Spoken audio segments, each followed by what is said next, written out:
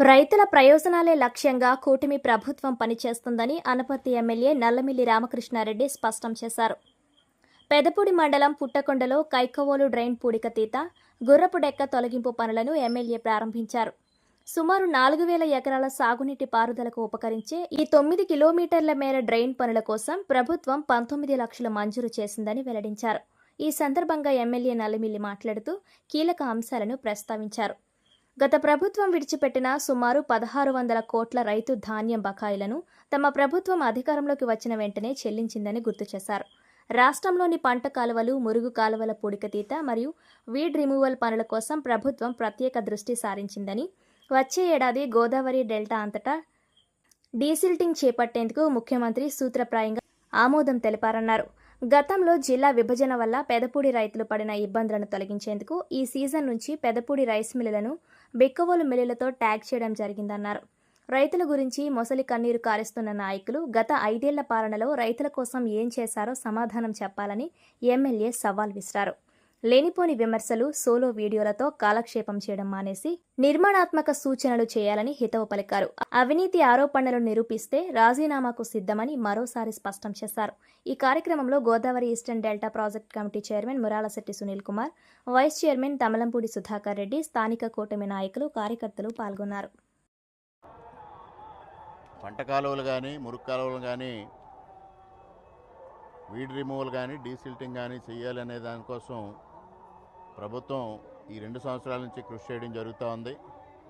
వచ్చే సంవత్సరం పెద్ద ఎత్తున గోదావరి డెల్టా అంతా డీసిల్టింగ్ చేయాలనే ఒక ప్రతిపాదన కూడా ముఖ్యమంత్రి గారు దాదాపుగా ఆమోదించినట్టే. ఈ లోపుగా రైతులకు వెసులుబాటు కల్పించాలనే ఉద్దేశంతో ఈరోజు ఈ కార్యక్రమాలు చేపట్టడం జరుగుతూ ఉంది. ఇప్పుడు ఈరోజు కైకవోలు డ్రైన్ ఏదైతే ఉందో, ముఖ్యంగా పుట్టకొండ నుంచి 9 కిలోమీటర్ల దూరం ఏదైతే దాదాపు 4,000 ఎకరానికి సంబంధించి డిశ్చార్జ్ తీసుకునే మురుక్కాలువ డీసిల్టింగ్ కోసం, వీడ్ రిమూవల్ కోసం 19 లక్షల రూపాయలు మంజూరు చేయడం జరిగింది. దాని పనులకి ఇక్కడ కార్యక్రమాన్ని శంకుస్థాపన చేసుకోవడం జరిగింది. రైతుల సమస్యల పరిష్కారం కోసం, రైతులకు వెసులుబాటు కల్పించడం కోసం కూటమి ప్రభుత్వం చొరవ తీసుకుంటా ఉంది. మరి రైతుల గురించి మొసలి కన్నీరు కారుస్తున్న నాయకులు గమనించాల్సిన అంశాలు చాలా ఉన్నాయి. మీ హయాంలో 5 సంవత్సరాల పాటు రైతుల కోసం ఏం చేశారు? ఇవాళ పెదపూడి రైతాంగానికి ధాన్యం బకాయిలు ఉండిపోయాయని మాట్లాడుతున్న మీరు 5 సంవత్సరాల పాటు 8 నెలలు 9 నెలలు ధాన్యం బకాయిలు ఉండిపోతే కనీసం అసెంబ్లీలో మాట్లాడారా? లేకపోతే ముఖ్యమంత్రి గారికి మాట్లాడారా? వ్యవసాయ శాఖ మంత్రి గారికి మాట్లాడారా? పౌర సరఫరాల శాఖ మంత్రి గారికి మాట్లాడారా? కనీసం పౌర సరఫరాల శాఖ అధికారులతో మాట్లాడారా? అర్థం పర్థం లేని విమర్శలు చేస్తూ సోలో వీడియోలు చేసుకోవాలి, రోజుకో వీడియో చేసుకోవాలని గురువింద గింజ సామెతలాగా మీరు చేసిన తప్పుల్ని వాళ్ళ ఎత్తి చూపించే పరిస్థితికి వచ్చారు. మీరు ముఖ్యంగా మీ హయాంలో మీరు విడిచిపెట్టి వెళ్ళిపోయారు. దాదాపు 1,600 కోట్లు రైతుల బకాయిలు విడిచిపెట్టిపోతే సంవత్సరన్నర పాటు లేకుండా ఉంటే వాటిని చెల్లించిన ఘనత ఇవాళ కూటమి ప్రభుత్వాన్ని. అదేవిధంగా పెదపూడి రైతాంగం గురించి ఎక్కడో దూరం రైస్ మిల్స్కి వెళతా ఉన్నాయని మాట్లాడుతూ ఉన్నారు. జిల్లాల విడతీసిన పాపం మీది. జిల్లాల విడతీసి పెదపూడి మండలాన్ని దగ్గరగా ఉన్న బెక్కవోలుకు కాకుండా కాకినాడ జిల్లాకు కలిపిన పాపం మీది.